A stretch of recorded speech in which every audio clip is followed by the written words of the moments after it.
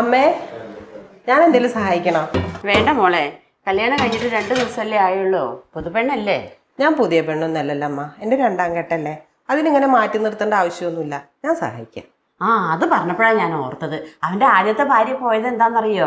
അവന് ദേഷ്യം വന്നാൽ ഭ്രാന്താണ്, ഭ്രാന്ത്. കൈ കിട്ടിയത് എന്ത് കിട്ടിയാലും എടുത്തെറിയും. ആരെ എന്താ കാട്ടുകയെന്നൊന്നും പറയാൻ പറ്റില്ല. ചിലപ്പോൾ മോൾക്കും ചിലപ്പോൾ 2 കിട്ടിയെന്നൊക്കെ വരും കേട്ടോ. ഒന്നും വിചാരിക്കരുത്, അവനെ ദേഷ്യം പിടിപ്പിക്കരുത്. ഇത് മാത്രമേ എനിക്ക് പറയാനുള്ളൂ. എൻ്റെ മകനായതുകൊണ്ട് പറയല്ല.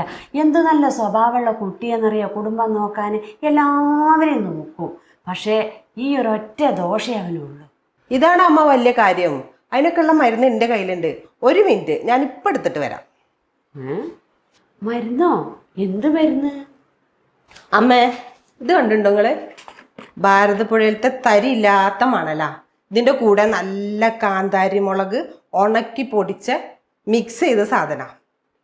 ഇതൊന്നും മുഖത്തണ്ട് വിതറിയാലേ ഏത് ദേഷ്യവും പമ്പണ്ട് കിടക്കും. ഈ പ്രയോഗം ഞാൻ എൻ്റെ അടുത്തുണ്ട് എന്ന് പറഞ്ഞത്. ഇതൊക്കെ ആയിട്ടാണോ നടക്കുന്നത്? ആരാണ് ഇതൊക്കെ തന്നത്? എവിടെ നിന്നാണ് ഇതൊക്കെ കിട്ടിയത്? ഞാൻ പഠിക്കാൻ പോണ കാലത്തേ, ഡിഗ്രിക്ക് പഠിക്കുമ്പോഴേ എൻ്റെ അച്ഛൻ പറഞ്ഞു തന്നൊരു പ്രയോഗം അത്. അമ്മയ്ക്കറിയോ എൻ്റെ ആദ്യ കല്യാണം എങ്ങനെ ഒഴിവായതെന്ന്? ഒരു കാരണമില്ലാതെ എൻ്റെ മെക്കെട്ട് കയറുന്ന ഒരു അമ്മായിയമ്മ 2 വീശി വരുന്ന മോനെ എൻ്റെ കുറ്റവും കുറവും പറഞ്ഞു കൊടുത്ത് പിന്നെ എന്നെ ദേഹോപദ്രവം തുടങ്ങി. 2 ദിവസം അവരെന്നെ അടിച്ചിട്ടുള്ളൂ.